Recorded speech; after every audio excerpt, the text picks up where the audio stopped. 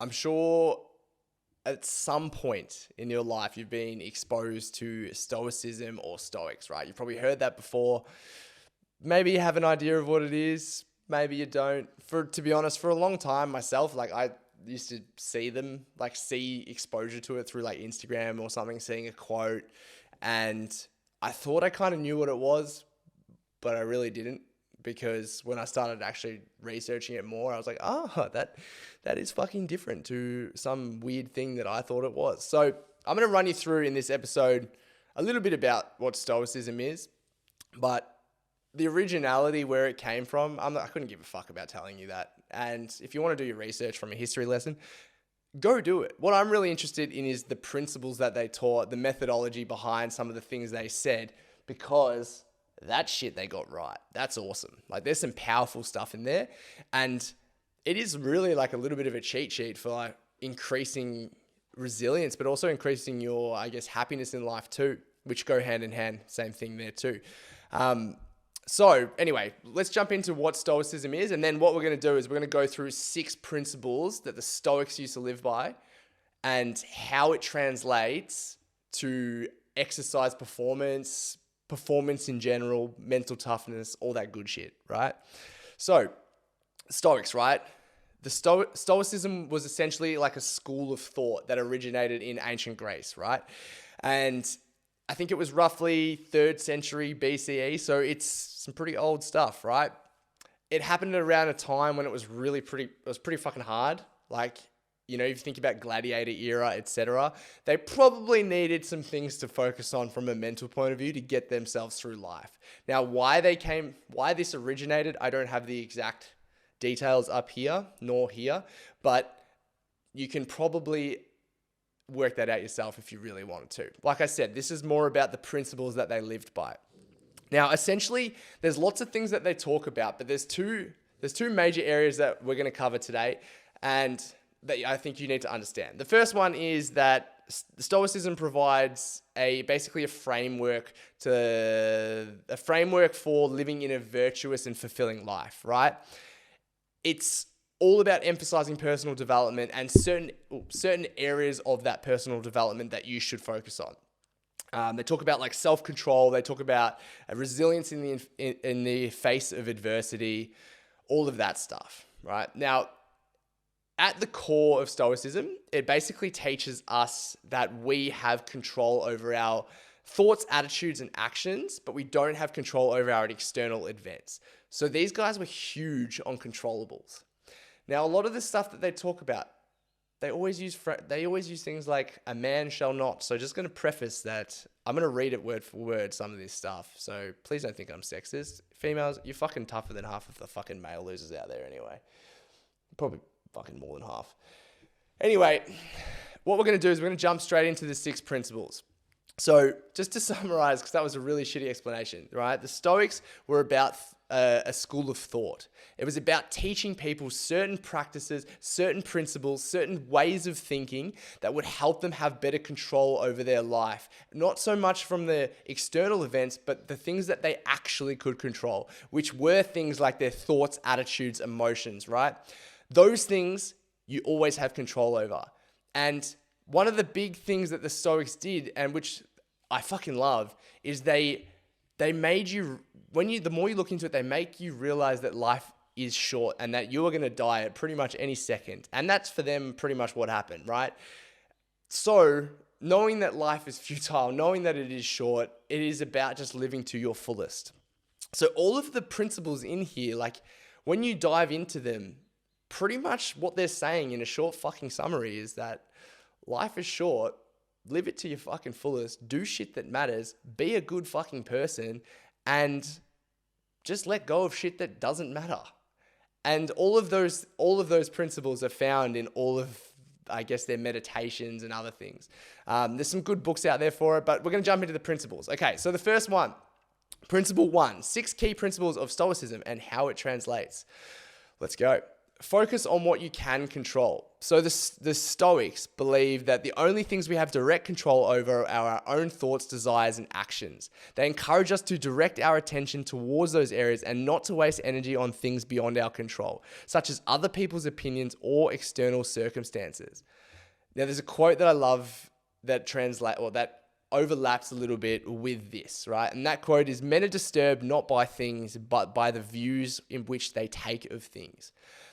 Which is, I think, is really cool, because what that quote is kind of saying is like, if you think about the translation from an exercise point of view, we're not disturbed by the pain in our run, but we're disturbed by the views of which that pain gives us, right? So like which I was talking about pain and suffering, if you have a pain in your knee, it's not the pain in the knee, it's like the worrying about what that's going to cause, how it could affect you later in life. You're not going to finish your race. You're going to be embarrassed.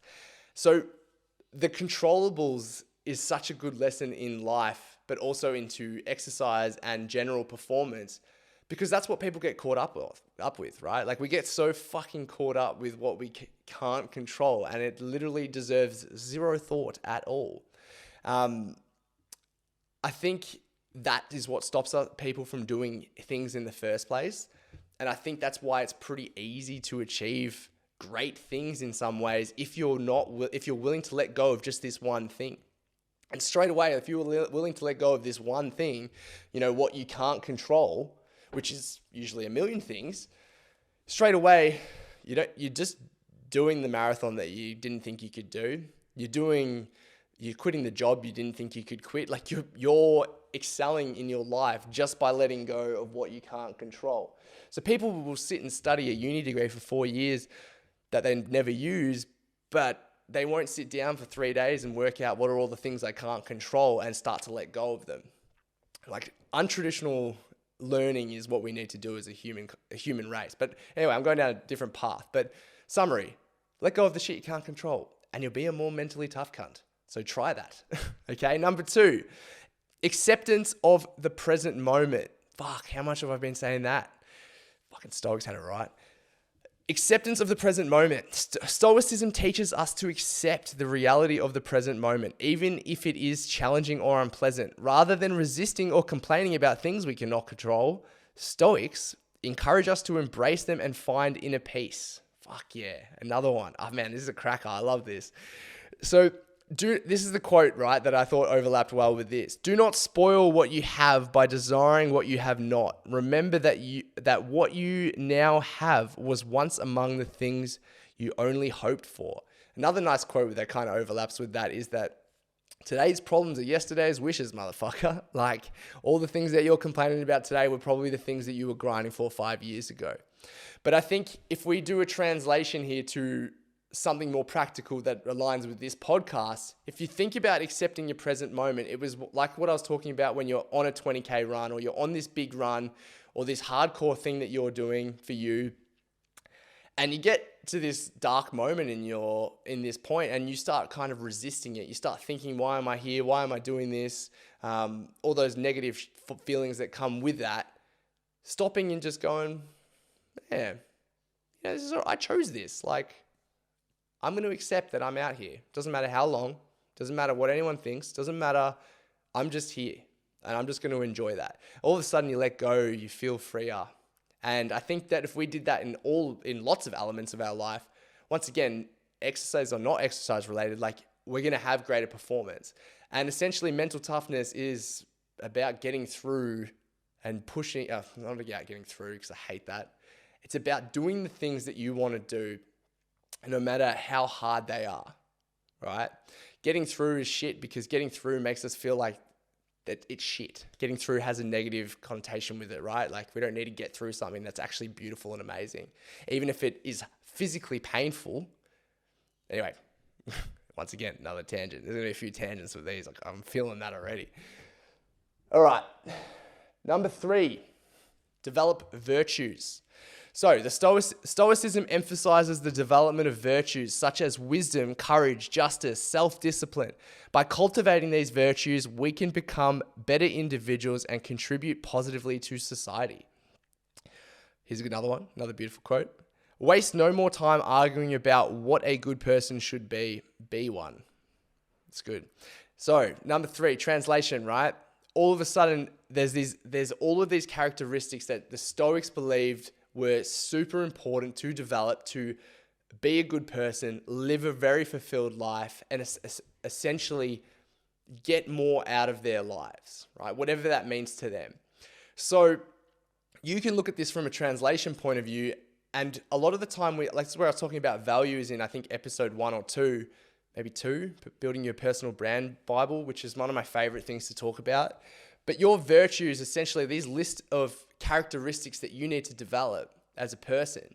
You need to, when you're trying to work on yourself from a self-development point of view, you need to look at all of the characteristics and objectively and actually go, hey, like these are the ones that I actually think I am excelling in. These are the ones I'm not. And if we look at these things like courage, justice, and self-discipline, you take these virtues and go, okay, courage. Then you can drill into it. Courage, we could go something along the lines of like, do I do things when I'm afraid, regardless of me being afraid, right? Because courage is about doing things that you want to do, even if you're scared to do them, right? Doing what you know you should do. But drilling into these virtues with questions and then getting yourself answers will first help you bring awareness to these virtues, and then you can develop a strategy to try and increase them. So it's like what I was talking about with mental toughness characteristics. Like we look at what mental toughness is, we break down all of the characteristics. We want to increase our mental toughness and our performance. We need to look at these characteristics objectively, ask ourselves really dark, fucking hard questions so we can bring shit to light, and then we can develop a plan to fix it, right? So Stoics knew what they were doing there, because that's some good stuff. Number 4. Is practice negative visualization. This is pretty cool. I personally have not done this a lot, but I think I've got a little bit of story about this one when I'm going to give you in a sec. So the 4th one, practice negative visualization. Stoics engage in a practice called negative visualization, where they contemplate the loss of the things they value by imagining life without certain possessions or relationships. They learn to appreciate and not take for granted what they have. Pardon me, how powerful is that? Like actually sitting down and going, fuck, I could lose all of this tomorrow. How would I feel if I did? I could lose my life tomorrow. That person could lose their life, and actually meditating on that daily, because that's what they used to do. They used to meditate on I don't know the word for it, but how fragile their life was daily. They used to meditate on the fact that they could die.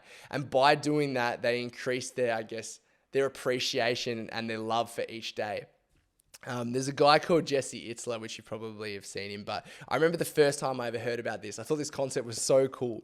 He was on a podcast with Tom Bilyeu, and he was talking about how he basically asked Tom, he goes, hey, how old's your mum? And he said something, I can't remember the age, but let's just say he said 70. You go, cool. Well, the average person lives to, let's say, 80. So you've got 10 years. How often do you see your mum? He's like, once or twice a year. He's like, cool, you're going to see your mum 20 times before she dies. So you're not going to see it. You haven't got 10 years left with her. You've got 20 more fucking times of seeing her. And the feeling that you get when you hear that, you go, holy shit, like that is a completely different perspective, right?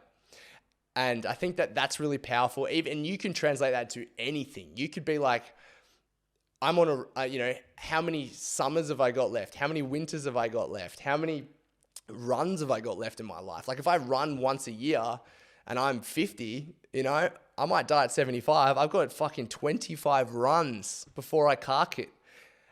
And some people will hear that and go, oh, that's really negative. It's like, it's not fucking negative. Life's beautiful, but life is short. You've got to make the most of it. And by doing that, like, how does that uplift your spirit to then be a more mentally tough person? Like, at the end of the day, I don't know about you guys listening to this, but for me, when I think about life and mental toughness, I think about living to my fullest, taking every adventure I can possibly take and being able to do the craziest things in life that give me the most joy.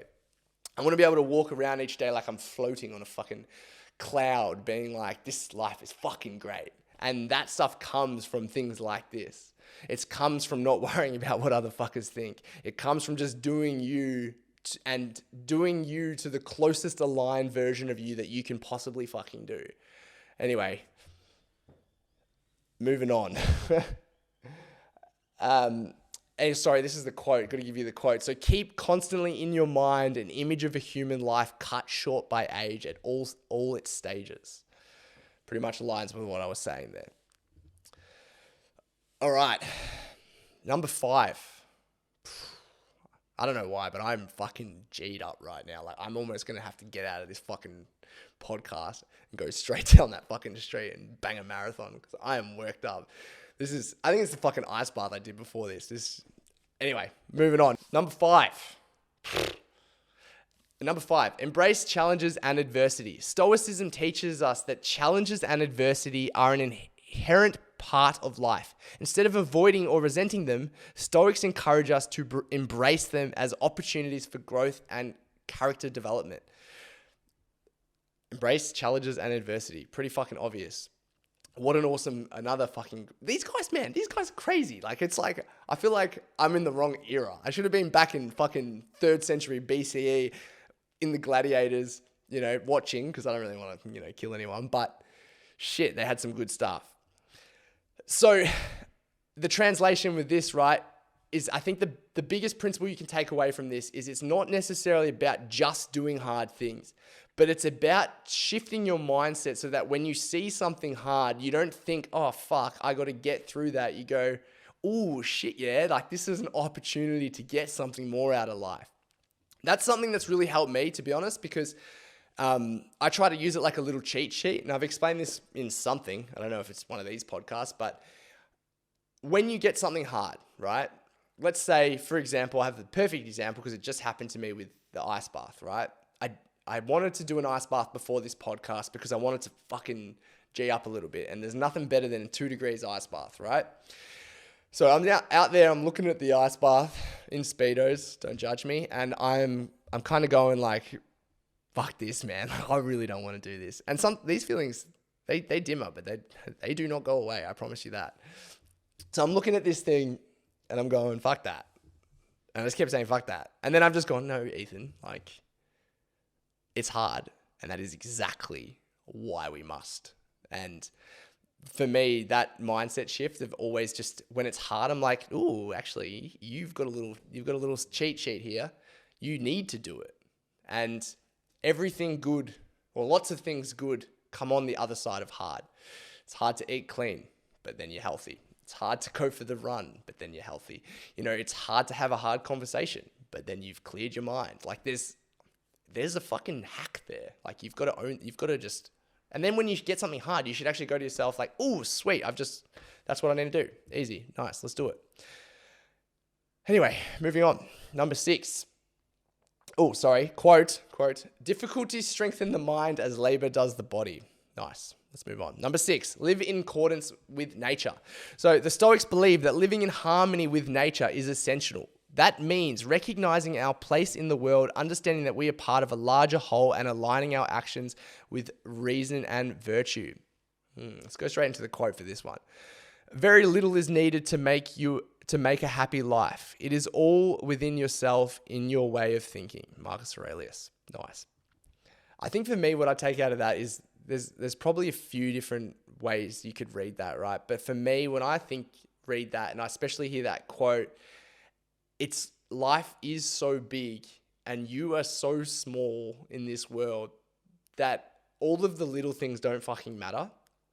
And that you can see that as a negative, or you can see that as just this freeing thought that, like, whether you do a bunch of dumb shit, whether you do a bunch of awesome shit, kind of doesn't fucking matter because you're going to be dead. And that's kind of freeing. If you wanted to see it as freeing, it is freeing. If you want to see it as negative, it's fucking negative. Maybe you should sort that out if you're thinking it's negative. So, like, you can let go of a lot of these things, right? You can let go of all these, opinions. You can let go of your negative opinions of yourself or other people's opinions. You can just let go because there's fucking 7.6 billion people here anyway, and no one really gives a fuck what you do besides you. So you should just live your life to what you want to do. So that, if you look at all these things combined, right, like that, all of these things, if we were to practice, preach them, do them, live them, excel in them, we start to become this like more whole, mentally tough, this person that just, says, I don't give a fuck what people think. I'm just going to be me. I'm just going to live freely, and I'm going to do the things that I want to do. I'm going to help people be a good person. I'm not saying don't be a good person. I think that too many people are too worried about too many things. And I think that a mentally tough person is a person who's connected with themselves. And if you're connected with yourself, you can show up to life the way you want to show up to life. You don't just get fucking caught up doing dumb shit and living a shitty life. So, I think this is probably one of my weirdest fucking episodes. Just been on kind of a weird high since this ice bath. So I'm probably not going to ice bath before a podcast again. There's a lesson learned there. I had this whole plan in the fucking bin, gone.